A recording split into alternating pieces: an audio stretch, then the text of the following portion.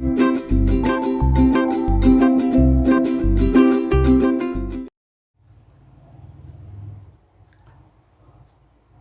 students, welcome to learning.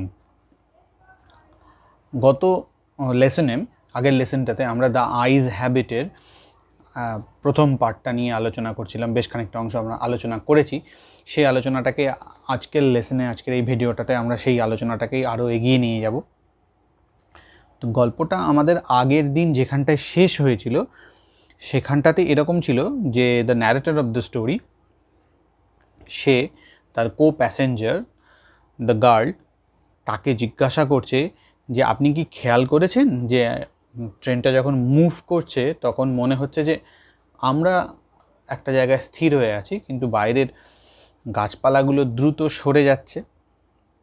মেয়েটি জবাবে বলেছিল যে সেটা তো সবসময়ই হয়, তো আপনি কি এখানে কোনো প্রাণী পশু দেখতে পাচ্ছেন? তো তার জবাবে the narrator of the story খুব কোয়াইট কনফিডেন্টলি জবাব দিয়েছিলেন যে না, তার কারণ তিনি জানতেন যে দেরার কাছে যে বন সেখানে প্রাণী আর অবশিষ্ট নেই বললেই চলে। এই পর্যন্ত হয়ে আমাদের আগের দিনের লেসনটা শেষ হয়েছিল। আজকের লেসনে আমরা তারপর থেকে প্রসিড করব। I turned from the window, এখান থেকে আজকে আমাদের শুরু হবে। I turned from the window and faced the girl, and for a while we sat in silence. জানলা থেকে ঘুরে, turn from the window, I face the girl, আমি মেয়েটার দিকে চাইলাম, তার মুখোমুখি হলাম। And for a while we sat in silence, এবং বেশ কিছুক্ষণ সময় আমরা নীরবে বসে থাকলাম। You have an interesting face, I remarked. Remark মানে মন্তব্য করা। আই রিমার্কড, আমি মন্তব্য করেছিলাম, you have an interesting face, আপনার বেশ একটা ইন্টারেস্টিং ফেস আছে। এবার ইন্টারেস্টিংয়ের যদি মানে আক্ষরিক বাংলা করতে হয় তাহলে ব্যাপারটা এরকম হয় যে যেটা অন্যের মনোযোগ আকর্ষণ করতে পারে, আকর্ষণীয়। I was becoming quite daring. আমি ক্রমশই, the narrator of the story বলছেন, I was becoming, আমি ক্রমশই আরও বেশি সাহসী হয়ে পড়ছিলাম, সাহসী হয়ে যাচ্ছিলাম। But it was a safe remark, কিন্তু এই মন্তব্যটা একটা নিরাপদ মন্তব্য ছিল, মানে কোনো অসুবিধা নেই, মানে একজন অপরিচিত বা স্বল্প পরিচিত মহিলাকে এরকম মন্তব্য করা যায়, এটাই the narrator of the story ভাবছেন। Few girls can resist flattery, মেয়েরা মিথ্যা তোষামদকে আটকাতে পারে না বললেই চলে। এই ফিউ গার্লস ক্যান ফ্ল্যাটারি, এটা একটা general statement. The narrator of the story এরকম একটা ধারণা পোষণ করছেন, তিনি ইন জেনারেল বেশিরভাগ মেয়ে সম্পর্কেই এই কথাটা বলতে চাইছেন যে ফিউ গার্লস, এখানে ফিউ এই শব্দটাকে ব্যবহার করা হচ্ছে সেন্টেন্সটার নেগেটিভ সেন্স নিয়ে আসার জন্য। ফিউ গার্লস মানে না বললেই চলে, মানে কোনো মেয়েই নয়। ক্যান রেজিস্ট, রেজিস্ট মানে প্রতিরোধ করা বা আটকানো, টু প্রিভেন্ট। আর ফ্ল্যাটারি কথাটার মানে হচ্ছে চাটুকারিতা বা মিথ্যা তোষামদ, এক্সেসিভ অ্যান্ড ইনসিনসিয়ার প্রেজ, অত্যন্ত এবং ইনসিনসিয়ার মানে আন্তরিক নয় এরকম একটা প্রেজ, এইভাবে কারুর প্রশংসা করা, মানে যেটাকে ওই চাটুকারিতা বা মিথ্যা তোষামদ বলা হয়, সেইটাকে খুব বেশিরভাগ মেয়েই সেটা বা অধিকাংশ মেয়েই সেটাকে রেজিস্ট করতে পারে না, এটা উনি মনে করছেন। She laughed pleasantly, a clear ringing লাফ, মেয়েটি খুব মনোরমভাবে হেসে উঠল এবং হাসিটা কেমন, ক্লিয়ার, পরিষ্কার, রিঙ্গিং লাফ, মানে হাসির আওয়াজটা যেন অনুরণন হচ্ছে, তার আওয়াজটা ঝনঝন করে ওঠা একটা হাসির আওয়াজ। It's nice to be told I have an interesting face. তখন মেয়েটি বলছে যে এটা শুনতে বেশ ভালো লাগে যে আমার একটা এরকম চিত্তাকর্ষক মুখ আছে। I am tired of people telling me I have a pretty face. আমি ক্লান্ত হয়ে গেছি এটা শুনতে শুনতে, লোকজন আমাকে বলছে, পিপল টেলিং মি, লোকজন আমাকে বলছে I have a pretty face, যে আমার একটা খুব সুন্দর মুখ আছে, মানে আমার মুখশ্রীটি সুন্দর, এটা শুনতে শুনতে আমি ক্লান্ত হয়ে গেছি। তার থেকে বরঞ্চ যখন আপনি যখন বলছেন যে আমার মুখটা চিত্তাকর্ষক, সেটা শুনতে বরঞ্চ ভালো লাগছে।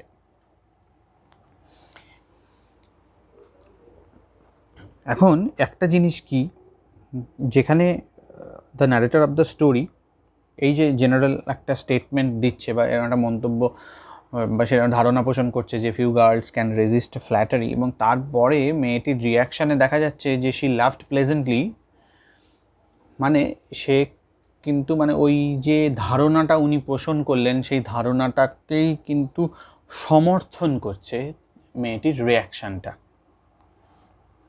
মেয়েটির রিয়াকশান দেখাচ্ছে যে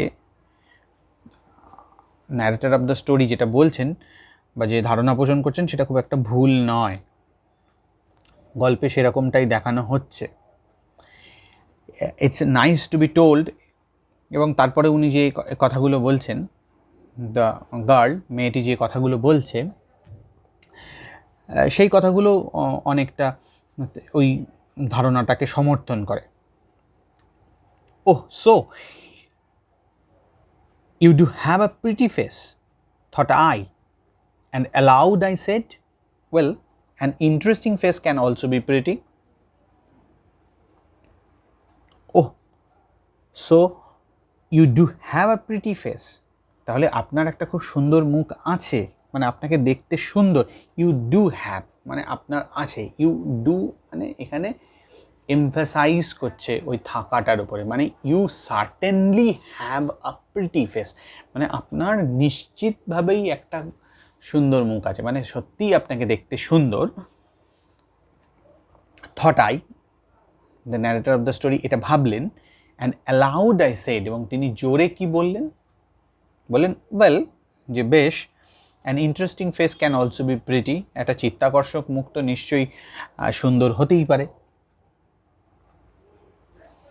You are a very gallant young man, she said, but why are you so serious?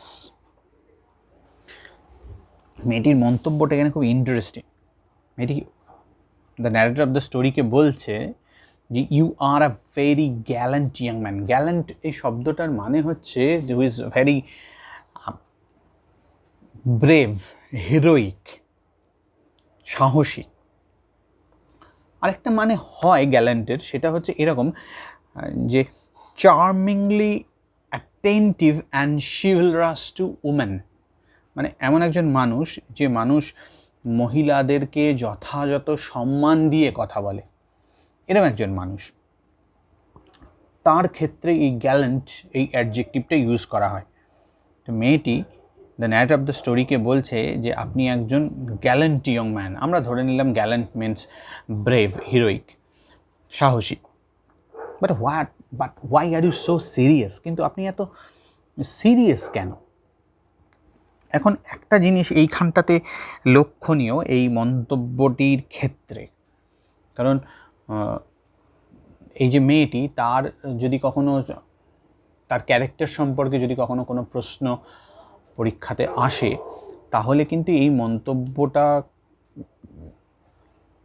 ওই আনসারের মধ্যে এর রেফারেন্স থাকতেই হবে। তার কারণ একদম শুরুতে যখন গল্পটা শুরু হয় তখনকার কথা যদি মনে করে দেখো, দেখবে মেয়েটির মা বাবা যখন তাকে সি অফ করতে এসছিল রোহানা স্টেশনে, তখন তার মা তাকে কতগুলো ইনস্ট্রাকশনস দিয়েছিল। সেই ইনস্ট্রাকশনগুলোর মধ্যে একটা ছিল how to avoid speaking to strangers, কী করে অপরিচিত লোকজনদের সঙ্গে কথা বলাটাকে সে এড়িয়ে যাবে। এ তো এড়িয়ে যায়নি, মেয়েটি কাছে তো the narrator of the story অপরিচিত, তাদের মধ্যে কথাবার্তা শুরু হয়েছে ঠিকই, কিন্তু কখনো এড়িয়ে যাওয়ার চেষ্টা সে কখনো করেনি। উল্টে সে মেয়েটি ভদ্রলোকটিকে বলছে বা দ্য ন্যারেটর অফ দ্য স্টোরিকে বলছে যে যে আপনি তো বেশ সাহসী, but why are you so serious, আপনি এত সিরিয়াস কেন? কিন্তু সিরিয়াসনেসের কিছু কোনো জায়গা সেভাবে কতটা সিরিয়াস, মানে কথাবার্তা তো নর্মালি হচ্ছে, বরঞ্চ the narrator of the story বরঞ্চ নিজে মুসৌরির দৃশ্যের বর্ণনা দিতে গিয়ে যে সমস্ত বর্ণনা দিয়েছিলেন, দেওয়ার পর তার নিজেই মনে হয়েছিল যে মেয়েটি কি তাকে রোমান্টিক ফুল ভাবছে কিনা। তাহলে যে লোকটার মন্তব্যে তার নিজের মনে হচ্ছে সে কি একটা রোমান্টিক ফুলের মতো কোনো মন্তব্য করছে, সেই লোকটা আর যাই হোক খুব বেশি সিরিয়াস অন্তত নয়, তবুও যে তার কো প্যাসেঞ্জারে মেয়েটির তাকে মনে হয়েছে যে সে serious. I thought then I would try to laugh for her, but the thought of laughter only made me feel troubled and lonely. I thought, আমি ভেবেছিলাম দেন, তাহলে I would try to laugh for her, তাহলে তার জন্য একটু হাসি মজা ঠাট্টা করি, but the thought of laughter, কিন্তু হাসির ভাবনাটাই only made me feel troubled এবং lonely, আমার মধ্যে একটা সমস্যা তৈরি হলো, মানে আই ফিল ট্রাবলড, মনে হচ্ছে যেন কিছু একটা অস্বস্তি হচ্ছে, সমস্যা হচ্ছে, অ্যান্ড লোনলি, এবং একাকী মনে হতে লাগলো। এই যে মন্তব্যটা এখানে the narrator of the story করছেন, এর মানে ন্যারেটর অফ দ্য স্টোরির একটা সাইকোলজি এখানে প্রকাশিত হচ্ছে। কি সাইকোলজি না, সেই মানুষটি একজন ব্লাইন্ড পারসন। এখন ব্লাইন্ড পারসনদের সমাজে মানুষ, যেহেতু সে ব্লাইন্ড, সে অন্যান্য আর যারা সাইটেড পারসন আছে সমাজে তাদের থেকে একটা ইন্দ্রিয়তে যেহেতু সে একটু পিছিয়ে আছে, সেহেতু অন্যেরা যারা সাইটেড পারসন তারা ব্লাইন্ড পারসনটিকে হয় সিম্প্যাথি দেখানোর চেষ্টা করে, করুণা করার চেষ্টা করে, অথবা তাকে অ্যাভয়েড করে যায়, তার সঙ্গে খোলা মনে কথা বলতে অ্যাভয়েড করে যায়। ফলে কি হয়, সাইটেড পারসনদের সঙ্গে খুব বেশি বন্ধুত্ব তৈরি হয় না ব্লাইন্ড পারসনদের, যদিও এর মধ্যে এক্সেপশন অবশ্যই আছে, কিন্তু সেই এক্সেপশনটা কখনোই ইন জেনারেল যেটা দেখা যায় সমাজে সেটা নয়। এক্সেপশন তো সবসময়ই এক্সেপশন, কিন্তু সাধারণত যেটা হয় যে এদের মধ্যে এদের বন্ধু, মানে ব্লাইন্ড পারসনদের বন্ধু বান্ধবের সংখ্যাটা তুলনামূলকভাবে কম হয়, ফলে এরা লোনলি ফিল করে। তার কারণ কখনোই তো সে অন্য কোনো একজন সাইটেড পারসনের কাছ থেকে সাধারণ মানুষ যেমন ব্যবহার আশা করে সেরকম ব্যবহারটা কখনোই সেভাবে পায় না। সবসময় হয় তাদের করুণা করা হচ্ছে অথবা তাদের এড়িয়ে যাওয়া হচ্ছে। একজন স্বাধীন স্বতন্ত্র ব্যক্তি হিসেবে তার কিন্তু কিছু ডিগনিটি থাকে, তার কিছু আত্মসম্মান বোধ থাকে। খুব বেশি করুণা করা হলে তার কিন্তু সেই আত্মসম্মান বোধে আঘাত লাগে, সে অপমানিত বোধ করে, তখন সে নিজে থেকেই গুটিয়ে যাওয়ার চেষ্টা করে। ফলে এই ধরনের মানুষগুলোর মধ্যে একটা লোনলি ফিলিং থাকে। এই যে লোনলিনেসটা, সেইটাকে কিন্তু লেখক তার এই যে ন্যারেটর অফ দ্য স্টোরির ক্যারেক্টারের মধ্যে দিয়ে ফুটিয়ে তোলার চেষ্টা করেছেন। গল্পটা খুব ছোট একটা গল্প, খুব অল্প একটা পরিসরের গল্প, তার মধ্যেও তিনি কত সুন্দর করে তার চরিত্রগুলোকে ফুটিয়ে তুলেছেন, তাদের সাইকোলজিটাকেও দেখানোর চেষ্টা করেছেন।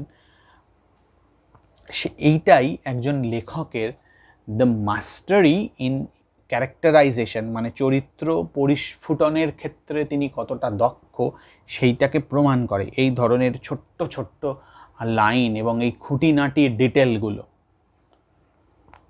আরও একবার দেখো এই লাইনটা, I thought then I would try to laugh for her, but the thought of laughter only made me feel troubled and lonely.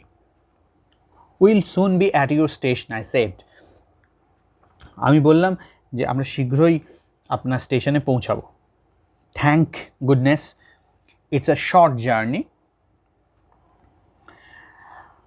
যে খুব ভালো হলো যে এটা একটা খুব ছোট্ট যাত্রা ছিল. I can't bear to sit in a train for more than 2 or 3 hours.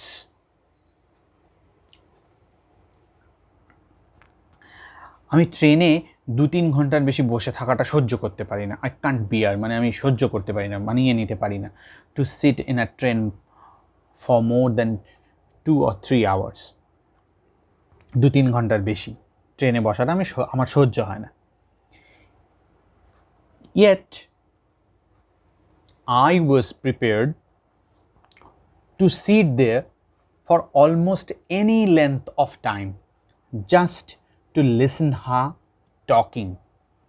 The narrator of the story এবার ভাবছেন বা মনে মনে এই কথাগুলো নিজের সাথে উনি নিজের কথা বলছেন যে yet I was prepared to sit there for almost any length of time. আমি কিন্তু অনেক সময় ধরে almost any length of time, প্রায় যতটা সময় হোক ততটা সময় ধরেই আমি বসে থাকার জন্য প্রস্তুত ছিলাম. Just to listen to her talking, শুধু মেয়েটি কথা বলবে সেই কথাটা শোনার জন্য. Her voice had the sparkle of a mountain stream. মেয়েটির কণ্ঠস্বর সম্পর্কে বলছেন the narrator of the story যে এর কণ্ঠস্বরে ছিল মাউন্টেন স্ট্রিম, পাহাড়ি ঝর্ণা. আর স্পার্কল, এখানে স্পার্কল কথাটার মানে হচ্ছে ঝলকানি, আলোর ঝলকানি. কিন্তু এখানে তো ঠিক ঝলকানি এই সেন্সে উনি এই শব্দটা ব্যবহার করেননি. এখানে স্পার্কল মানে হচ্ছে সেই যে the beauty of the mountain stream, সেই বিউটিটা আছে. যদিও দৃশ্যের সঙ্গে এটা তো শুধু শব্দ, ভয়েসটা তো জাস্ট একটা আওয়াজ, শব্দ. আর মাউন্টেন স্ট্রিম তার মধ্যে ঝর্ণার জল পড়ছে, তার আওয়াজ যেমন আছে সেই সঙ্গে তার একটা সাইটও আছে, তার একটা সিনিক বিউটিও আছে, তার দৃশ্যগত সৌন্দর্যও আছে. কিন্তু তবুও তিনি এটার সাথে ওটাকে তুলনা করেছেন. আমরা ধরে নিতে পারি উনি বলতে চাইছেন যে মেয়েটির কণ্ঠস্বরের মধ্যে পাহাড়ি ঝর্ণার একটা কলতান আছে. মানে ওর ভয়েসটা ওনার খুব ভালো লেগেছে. এই ভালো লাগাটা এই মানুষটার মনের ভিতরে যে একটা রোমান্টিসিজম আছে সেইটাকেই প্রকাশ করে. The narrator of the story ভীষণ রোমান্টিক মানুষ, তার মনের ভিতরে সেই রকম ভাবনাগুলোকেই প্রকাশ করছে, এই ধরনের ছোট ছোট ভাবনাগুলো. এবং সেই জন্য সেই পাহাড়ি ঝর্ণার কলতান আছে বলে যে কণ্ঠস্বরটাকে উনি বলছেন, সেই কণ্ঠস্বর শোনার জন্য তিনি almost any length of time, মানে প্রায় যতক্ষণ এই মেয়েটি কথা বলবে ততক্ষণই উনি বসে থাকতে প্রস্তুত ছিলেন. As soon as she left the train, she would forget our brief encounter, but it would stay with me for the rest of the journey and for some time after.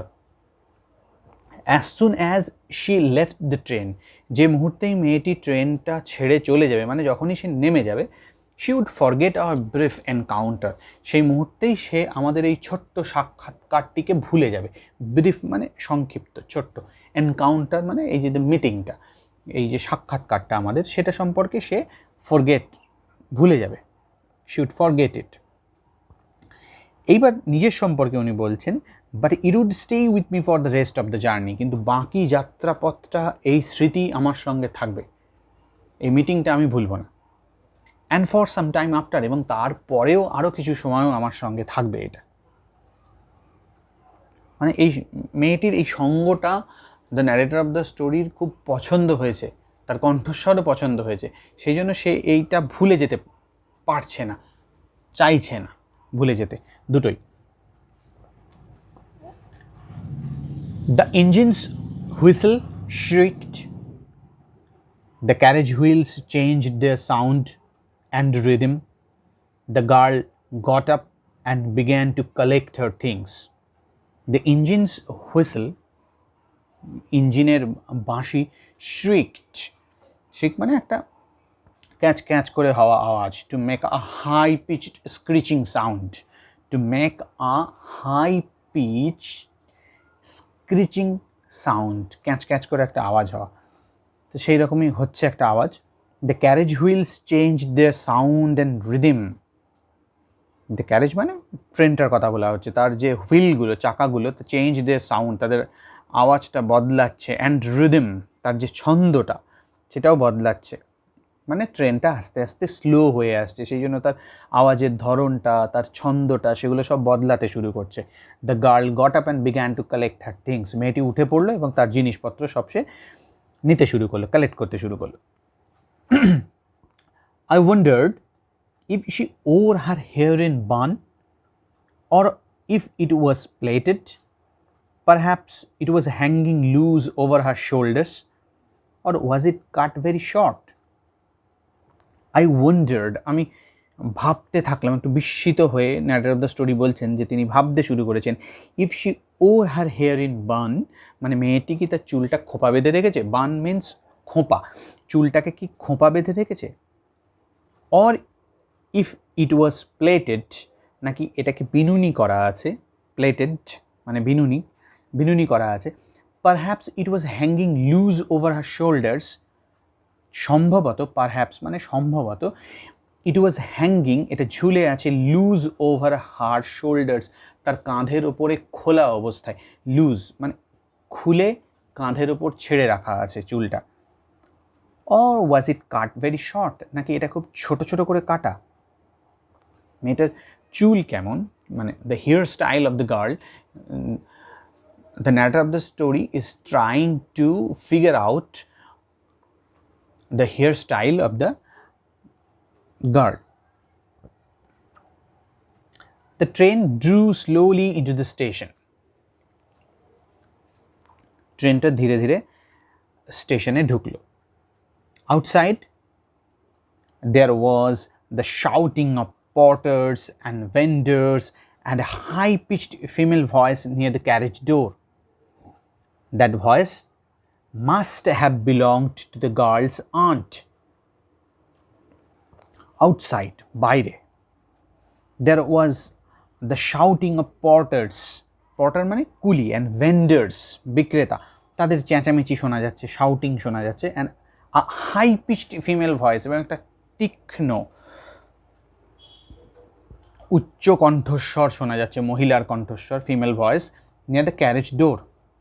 এখানে ক্যারেজের মানে হচ্ছে দ্য কম্পার্টমেন্ট, ট্রেনের যে কামরাটা, সেই কামরার দরজার কাছে এরকম একটা কণ্ঠস্বর শোনা যাচ্ছে। The narrator of the story বলছেন বা ভাবছেন, that voice must have belong to the girl's aunt, এটা নিশ্চয়ই এই মেয়েটির ওই আন্টির গলা। Goodbye, the girl said, এবার মেয়েটি নেমে যাচ্ছে, তার আগে সে দ্য ন্যারেটর অফ দ্য স্টোরিকে বিদায় জানাচ্ছে, গুড বাই বলছে। She was standing very close to me, so close that the perfume of her hair was tantalizing. She was standing very close to me, মেয়েটি আমার খুব কাছে, খুব নিকটে দাঁড়িয়েছিল। So close, এতটাই কাছে, that the perfume of her hair, তার চুলের পারফিউম, সেন্ট, গন্ধ, সুগন্ধ, was tantalizing. tantalizing কথাটার মানে হচ্ছে একটা জিনিস সম্পর্কে বলা হচ্ছে, tantalizing মানে এটাকে অ্যাডজেক্টিভ হিসেবে ব্যবহার করা হয়েছে, মানে প্রেজেন্ট পার্টিসিপল, যে জিনিসটা কারোর ভেতরে কোনো একটা কাজ করার তাগিদ তৈরি করে।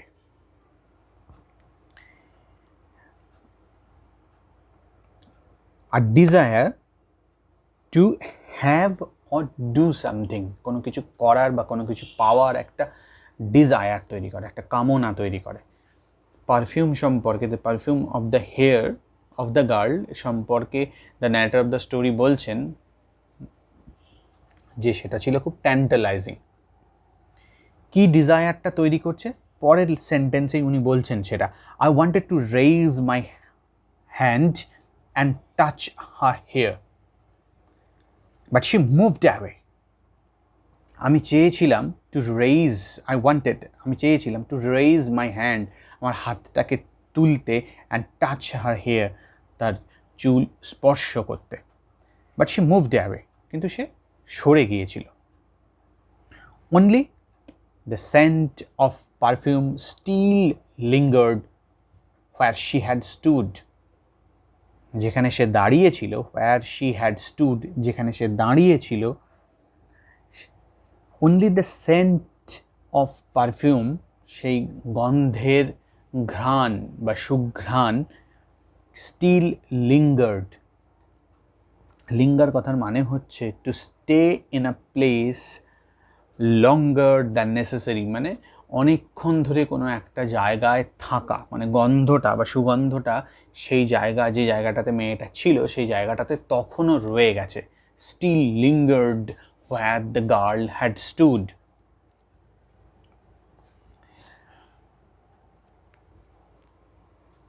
There was some confusion in the doorway. দরজার কাছে কিছু একটা যেন একটু অসুবিধা হলো, একটা কনফিউশন, একটা ভুল বোঝাবুঝি, একটু অসুবিধাজনক কিছু পরিস্থিতি তৈরি হয়েছে দরজার কাছটাতে। A man getting into the compartment stammered an apology, একজন লোক গেটিং ইনটু দ্য কম্পার্টমেন্টের ভেতরে ঢুকে এসে স্ট্যামার্ড এন অ্যাপোলজি মানে ক্ষমা চাওয়া আর কি, মানে দুঃখ প্রকাশ করলো। স্ট্যামার মানে তোতলিয়ে বলা, মানে যে কথা বলতে গিয়ে বারবার আটকে যাওয়া। স্ট্যামার্ড এন অ্যাপোলজি, আটকে সে একটু ক্ষমা চাইল। Then the door banged and the world was shut out again, তারপর দরজাটা সশব্দে বন্ধ হলো। ব্যাং এটা একটা ওনোমাটোপয়িক ওয়ার্ড, মানে যে ওয়ার্ডটার আদতে কোনো মানে নেই, শুধুমাত্র একটা আওয়াজকে নকল করে একটা শব্দ তৈরি হয়, এটাকে ওনোমাটোপয়িক ওয়ার্ড বলা হয়। যেমন ব্যাং মানে বাংলাতে অনেক সময় একটা আওয়াজ হয় না, দরজাটা দড়াম করে বন্ধ করা হলো। এই দড়াম শব্দটা তো আলাদা করে কোনো মানে হয় না, ওই দরজা বন্ধ হওয়ার আওয়াজটাকে নকল করে এই শব্দটা তৈরি করা। ইংলিশেও এই ধরনের ওয়ার্ড আছে, যেমন এই ব্যাং। দেন দ্য ডোর ব্যাংড, দরজাটা সশব্দে বন্ধ হলো। And the world was shut out again, আবার দ্য ওয়ার্ল্ড মানে জগৎটা আবার শাট আউট মানে বন্ধ করে বাইরে রাখা থাকলো, মানে ট্রেনের কামরার ভেতরের জগৎ এবং বাইরের জগৎ আলাদা হয়ে গেল। I return to my berth, আমি আমার বসার জায়গায় ফিরে আসলাম। The guard blew his whistle and we moved off, guard মানে ট্রেনের যিনি থাকেন গার্ড, তিনি তার বাঁশি বাজালেন, blew his whistle and we moved off, তারপর আমরা আবার চলতে শুরু করলাম। Once again I had a game to play and a new fellow traveller, আবার একবার আমার নতুন একটা খেলা, I have a game to play, আরও একটা খেলা, and a new fellow traveller, একজন নতুন সহযাত্রী। তাহলে এই যে হোয়াট ইজ দিস গেম, এই খেলাটা কি খেলা? সেই খেলাটা হচ্ছে এটা যে সহযাত্রী যিনি আছেন তাকে কেমন দেখতে সেটা বোঝার চেষ্টা করা, এবং একটা হাইড অ্যান্ড সিক খেলা, একটা লুকোচুরি খেলা, নিজের ব্লাইন্ডনেসটা অন্য সহযাত্রীর কাছ থেকে লুকিয়ে রাখার চেষ্টা করা, ভান করা, সাইটেড পারসন হওয়ার ভান করা, প্রিটেন্ড করা, এইগুলোই হচ্ছে game.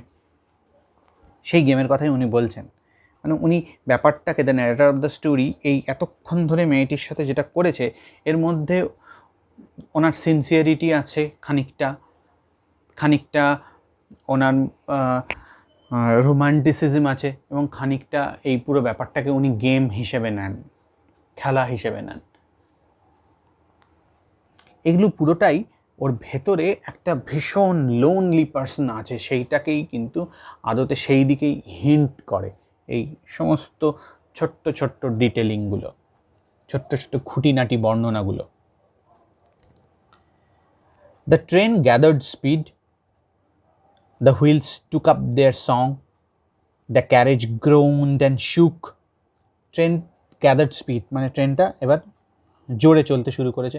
The wheels took up their song, চাকাগুলো আবার তাদের গান শুরু করেছে। মানে টুক আপ দেয়ার সং মানে মানে জোরে চললে যে রিদমটা হয় সেই রিদমটাকে নিয়ে নিয়েছে, মানে ওই যে জোরে চাকাগুলো ঘুরতে থাকলে যে আওয়াজটা সেটাকেই উনি সং বলছেন।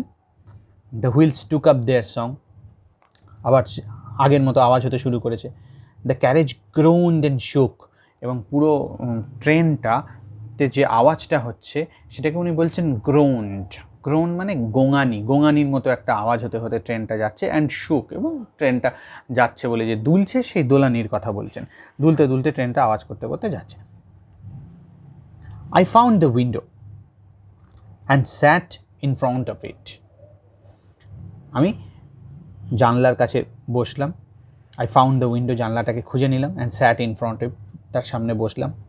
Steering into the daylight that was darkness for me, এবং তারপর দিনের আলোর দিকে চেয়ে থাকলাম, এক দৃষ্টে চেয়ে থাকলাম। স্টেয়ার, STARE, স্টেয়ার মানে এক দৃষ্টে চেয়ে থাকা। Steering into the day light মানে দিনের আলোর দিকে চেয়ে থাকলাম। That was darkness for me, যেটা আমার কাছে ছিল অন্ধকার। এইখানে একটা জিনিস একটু খেয়াল করার আছে, এখানে যে এই যে লেখক বলছেন না যে took up their song, the carriage groan then shook, এই যে কথাগুলো, এই শব্দগুলো উনি ব্যবহার করছেন না, যে গ্রোন, শুক, এগুলো অ্যাকচুয়ালি ওর নিজের মনের অবস্থাকে বর্ণনা করছে। এই আওয়াজগুলো ট্রেনের আওয়াজকে গোঙানির আওয়াজ মনে হয়েছে, এর কারণ উনি নিজে ভেতর ভেতর খানিকটা ভারাক্রান্ত। এই যে মেয়েটি চলে গেছে, তার যে সঙ্গটা তিনি এতক্ষণ পেয়েছেন ফ্রম রোহানা টু সাহারানপুর, সেইটাকে উনি এনজয় করেছেন। এই মেয়েটা চলে যাওয়ার ফলে উনি খানিকটা একটু ভারাক্রান্ত হয়েছে মনটা। সেই ভারাক্রান্ত মনের ভাবটাই কিন্তু এই যে the groaning sound of the train, তার মধ্যে দিয়ে the narrator of the story প্রকাশ করছেন, তিনি বর্ণনা করার চেষ্টা করছেন এই যে গোঙানির আওয়াজটা। সেই জন্যই এটাকে ব্যবহার করেছেন এখানে, এই গ্রোন পার্টিকুলারলি এই শব্দটাকে। So many things were happening outside the window. It could be a fascinating game, guessing what went on out there. So many things were happening outside the window. মানে জানলার বাইরে অনেক কিছু হচ্ছে। So many things were happening. অনেক কিছু ঘটে চলেছে outside the window. It could be a fascinating game. এটা একটা খুব মানে মজার খেলা হতে পারে। Fascinating মানে it is very interesting game. এটা একটা খুব মানে চিত্তাকর্ষক মজার খেলা হতে পারে। খেলাটা কি না, guessing what went on out there, বাইরে কি হচ্ছে সেটাকে আন্দাজ করা, গেস করার চেষ্টা করা, সেটা একটা মজার খেলা হতে পারে। The man who had entered the compartment broke into my reverie. যে লোকটা ট্রেনের মধ্যে ঢুকে এসেছে, the man who had entered the compartment, যে কামরাতে ঢুকেছে, মানে ওই নতুন কো প্যাসেঞ্জারের কথা বলা হচ্ছে যে কিনা সাহারানপুর থেকে উঠলো ট্রেনে।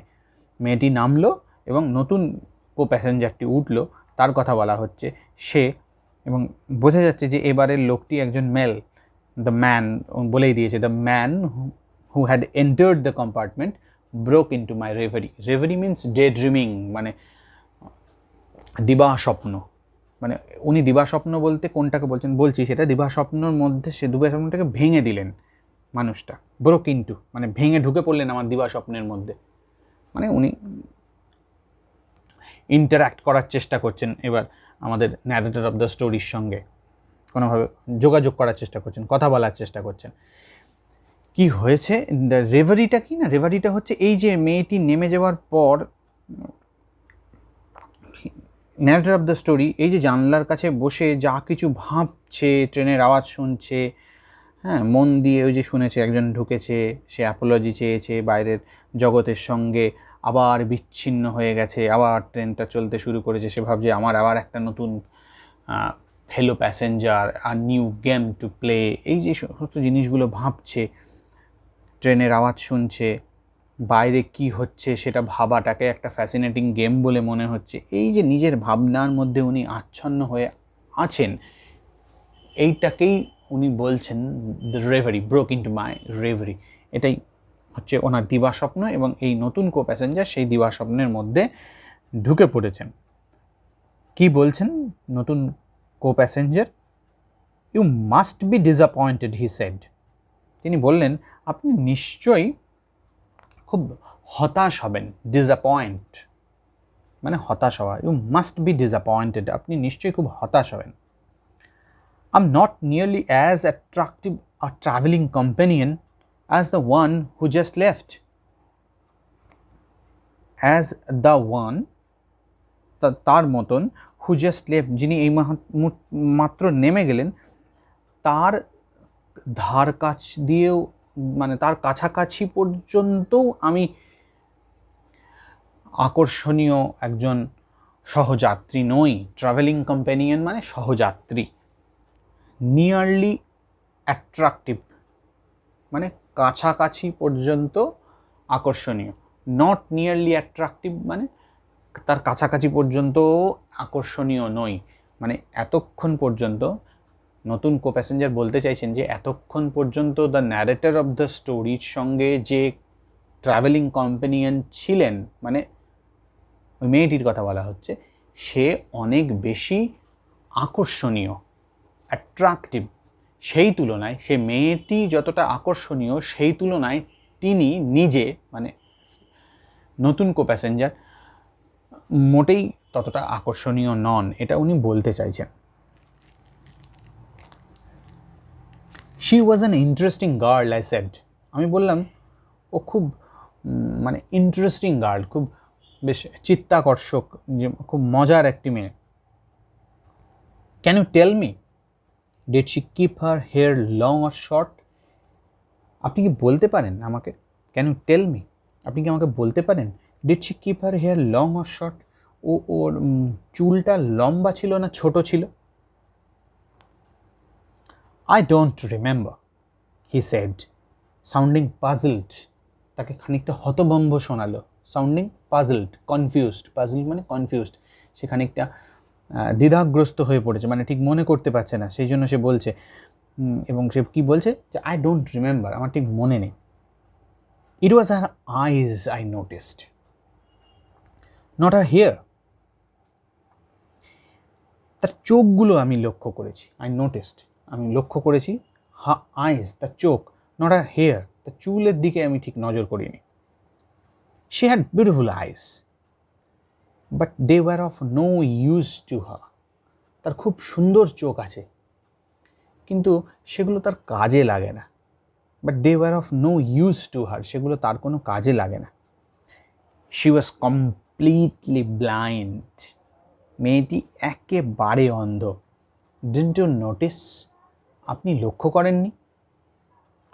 এই যে লাস্ট কোশ্চেনটা, ডিডন্ট ইউ নোটিস, বেসিক্যালি এই যে লাস্ট প্যারাগ্রাফটা, এইটা সিচুয়েশনাল আয়রনিতে ভরপুর একদম। কীরকম সিচুয়েশনাল আয়রনি এখানে দেখা গেল? একদম গল্পের শুরু থেকে আমরা জানি যে the narrator of the story is blind, কিন্তু গল্পের শুরুতে পাঠক হিসেবে আমরা গল্পের থিম অফ দ্য স্টোরি পড়তে গিয়ে হয়তো আমরা একটু আভাস পেয়েছিলাম, কিন্তু আমরা আদতে জানতাম না যে মেয়েটি ব্লাইন্ড, সেটা আমরা জানতাম না, এবং the narrator of the story তো জানতোই না। ফলে তার মধ্যে একটা এক্সপেকটেশন তৈরি হয়েছিল যে the girl is perhaps a sighted person, তিনি দেখতে পান মেয়েটি, এবং সেই জন্যই কিন্তু মেয়েটির কাছ থেকে তার নিজের অন্ধত্বটাকে তিনি লুকানোর চেষ্টা করে গেছেন সারাক্ষণ। নানা রকম কাজ করে গেছেন, নানা রকম প্ল্যানিং করেছেন যে কিভাবে তিনি এটাকে নিজের অন্ধত্বটাকে লুকিয়ে রাখবেন। কিন্তু আলটিমেটলি যখন এসে তিনি জানতে পারছেন, তার মানে তার এক্সপেকটেশনটা কি? তার এক্সপেকটেশন একদম শুরু থেকে শেষ পর্যন্ত তিনি এটাই ভেবে এসেছেন, এটাই এক্সপেক্ট করে এসেছেন যে মেয়েটি দেখতে পায়। কিন্তু শেষে এসে যখন উনি জানতে পারছেন যে মেয়েটি তার মতনই অন্ধ, তখন কি হলো, এতক্ষণের ভাবনাটা পুরো উল্টে গেল। সিচুয়েশনটা একটা আয়রনিক্যাল পরিস্থিতি তৈরি করলো। এটাকেই বলা হচ্ছে সিচুয়েশনাল আয়রনি। এবং এই সিচুয়েশনাল আয়রনি শুধু ন্যারেটর অফ দ্য স্টোরির সঙ্গে হয়নি, আমাদের সঙ্গে হয়েছে। আরও আয়রনি আছে, আরও সিচুয়েশনাল আয়রনি আছে। একটা জায়গাতে এই গল্পের একটা জায়গাতে the narrator of the story বলেছিলেন যে যারা চোখে দেখে তারা তাদের চোখের সামনে কি হচ্ছে সেটা অনেক সময় দেখতে পায় না, কারণ তাদের এত কিছু সমস্ত মানে ভেতরে নেওয়ার এত জ্ঞান, এত ইনফরমেশন নেওয়ার ক্ষমতা আছে তাদের 5টা ইন্দ্রিয় দিয়ে, যে তারা সবসময় চোখের সামনে যেটা আছে সেটাকে হয়তো খেয়াল করে না। এই যে সাইটেড পার্সন, এই যে লাস্ট কো প্যাসেঞ্জার, এই কিন্তু সাইটেড পার্সন। এই সাইটেড পার্সনের সঙ্গে কী হলো, তাকে যখন জিজ্ঞাসা করলো আমাদের ন্যারেটর অফ দ্য স্টোরি যে মেয়েটির চুলটা লম্বা না ছোটো, সে বললো সেটা আমি দেখিনি, আমি দেখেছি ওর চোখ, এবং সেটা দেখেছি সে চোখে দেখে না। এবং তারপরে ও প্রশ্ন করছে দ্য ন্যারেটর অফ দ্য স্টোরিকে, ডিডন্ট ইউ নোটিস, তুমি খেয়াল করোনি? মানে দ্য ন্যারেটর অফ দ্য স্টোরিও যে ব্লাইন্ড সেটাও উনি খেয়াল করতে পারছেন না। মানে ন্যারেটর অফ দ্য স্টোরির ওই যে মন্তব্যটি, ওই যে ভাবনাটা, যে সাইটেড পার্সনরা অনেক সময় তাদের চোখের সামনে যা হয় সেটা দেখতে পায় না, খেয়াল করে না, সেইটাই প্রমাণিত হলো। এবং এটাই হচ্ছে এখানটাতেও একটা আয়রনি মানুষটার সঙ্গে, ওই মানুষটার সঙ্গে হচ্ছে এই আয়রনিটা, যে সত্যিই তো তাই তো হলো। এই যে আদতে গল্পটা কি হলো, এটা একটা খুব সার্থক ছোট গল্প। এই গল্পে একটা জার্নি দেখানো হয়েছে। কীরকম জার্নিটা শুরু হয়েছিল রোহানা থেকে, যদিও তার আগে থেকেই আমাদের ন্যারেটর অফ দ্য স্টোরি আসছিলেন, কিন্তু গল্পটা শুরু রোহানা থেকে। এবং গল্পটাতে তার কো প্যাসেঞ্জার মেয়েটি তার সঙ্গে ছিল সাহারানপুর পর্যন্ত, এবং তারপরেও গল্পটা একটু চলেছে। এই যে রোহানা থেকে সাহারানপুর যে সময়টিতে মেয়েটি আমাদের ন্যারেটর অফ দ্য স্টোরির সঙ্গে থাকলো, সেই সময়ের মধ্যে আমরাও তার এই যাত্রাপথের সঙ্গী, আমরা যারা পাঠক গল্পের, সেখানে আমরা বিভিন্ন ঘটনার পরপর আমরা সাক্ষী হতে হতে এগিয়েছি। এখানে এসে দেখা যাচ্ছে যে এই যে জার্নিটা, এই ছোট্ট সময়টুকুর মধ্যে এই যে জার্নি একটা জিনিস দেখায়, যে লাইফে এই জার্নিটাকে আমরা কিন্তু লাইফের সঙ্গে তুলনা করতে পারি, জীবনের সাথে। এবং সেখানে যেটা এক্সপেকটেশন আমাদের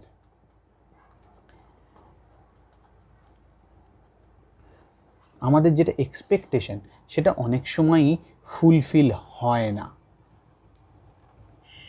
এবং তখনই একটা আয়রনি তৈরি হয়। আমাদের সঙ্গেও জীবন এরকম আয়রনিক্যাল সিচুয়েশন তৈরি করে, সেইটাই এই গল্পের মধ্যে দিয়ে উনি দেখিয়েছেন। আর একটা জিনিস এই গল্পের ক্ষেত্রে হয়, যে এই যে গল্পের টাইটেলটা দ্য আইজ হ্যাভ ইট, এখানে আইজ বলতে দৃষ্টির কথা বলা হয়েছে, ভিশন। সেই ভিশনটা কোথা থেকে আসে? সেই ভিশন দুটো জায়গা থেকে আসতে পারে। একটা ফিজিক্যাল আই থেকে আসতে পারে,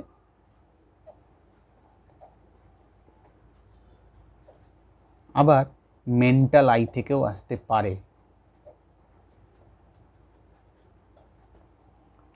এই গল্পের ক্ষেত্রে আমরা দেখেছি যে এই ফিজিক্যাল আইয়ের থেকে মেন্টাল আই অনেক বেশি সেন্সিটিভ, অনেক বেশি সংবেদনশীল, অনেক বেশি মর্মস্পর্শী। ফিজিক্যাল আই অনেক সময় যেগুলোকে খেয়াল করে না, মেন্টাল আই কাছে সেই জিনিসটাই অনেক সময় ধরা পড়ে। তাহলে এই গল্পের ক্ষেত্রে ভিশন, সেটাও কিন্তু ভীষণ একটা ইম্পর্ট্যান্ট রোল প্লে করে। গল্পে মূলত 3টি চরিত্রকে আমরা দেখেছি। একটা হচ্ছে আমাদের the narrator of the story, একটা হচ্ছে ব্লাইন্ড গার্ল, একটু শর্ট ফর্মে লিখছি, আর একটা হচ্ছে নিউ কো প্যাসেঞ্জার। এর মধ্যে না narrator of the story blind girl তো ব্লাইন্ডই, এবং নিউ কো প্যাসেঞ্জার এই হচ্ছে একমাত্র সাইটেড পার্সন, যে চোখে দেখে। কিন্তু প্রত্যেকেরই ভিশন আছে, প্রত্যেকেরই আই আছে, এরও ফিজিক্যাল আই আছে, এরও ফিজিক্যাল আই আছে, এরও ফিজিক্যাল আই আছে, কিন্তু এই প্রথম যে দুজন মানে ন্যারেটর অফ দ্য স্টোরি এবং ব্লাইন্ড গার্ল, এদের ফিজিক্যাল আই দিয়ে আমরা নর্মালি দেখা বলতে যা বুঝি সে কাজ হয় না, এরা মনের চোখ দিয়ে দেখে।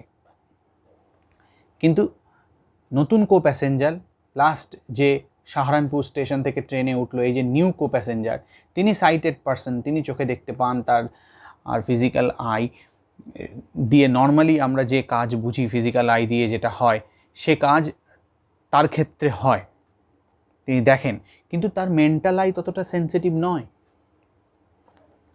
মানে এই গল্পের একটা মূল চরিত্র হিসেবে কিন্তু চরিত্র হয়ে উঠেছে এই আইজ, বা অন্য ভাষায় বলতে গেলে ভিশন। সেটা হতে পারে ফিজিক্যাল আইয়ের ভিশন, হতে পারে মেন্টাল আইয়ের ভিশন।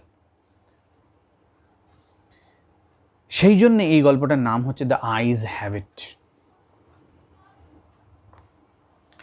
যদিও অন্যান্য কিছু অ্যান্থোলজি অফ স্টোরিজে যখন এই রাস্কিন বন্ডের এই গল্পটা বেরিয়েছে, কখনো কখনো অন্য অন্য নামেও বেরিয়েছে। আইজ হ্যাবিট ছাড়াও এই গল্পটা the eyes are not here এই নামেও কোথাও কোথাও কোনো কোনো গল্পের বইতে এই নামেও গল্পটাকে দেখতে পাই। আবার কোথাও কোথাও এই নামেও দেখা যায় দ্য গার্ল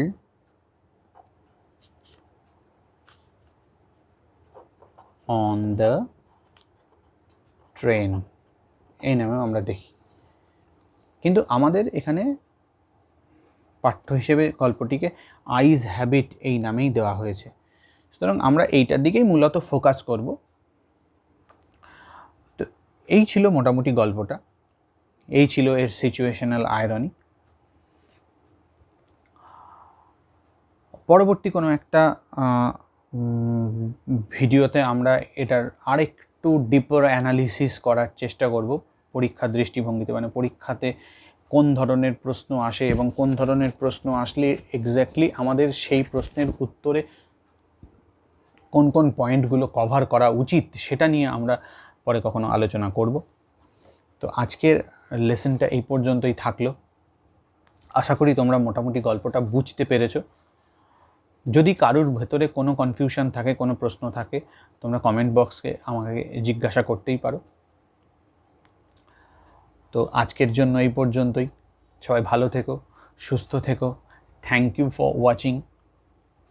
আর যদি আমার কাজটা যদি তোমাদের ভালো লেগে থাকে তাহলে তোমরা লাইক করো, ভিডিওটা শেয়ার করো, এবং আমার চ্যানেলে যদি নতুন হও তাহলে অবশ্যই সাবস্ক্রাইব করো। Thank you and thanks for watching. Bye bye.